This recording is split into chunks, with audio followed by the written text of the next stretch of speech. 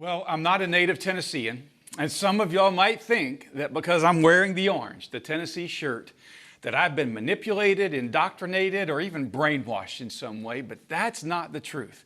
In fact, I'm wearing this shirt because a friend gave it to me, and that is so important in relationships.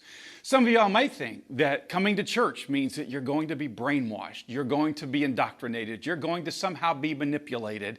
That's not true either. We invite you to simply be our guest at 9 a.m. at the Madison Church of Christ in the heart of Madison and give us the opportunity just simply to introduce you to Jesus. We hope to see you then. And maybe I should say hook 'em horns.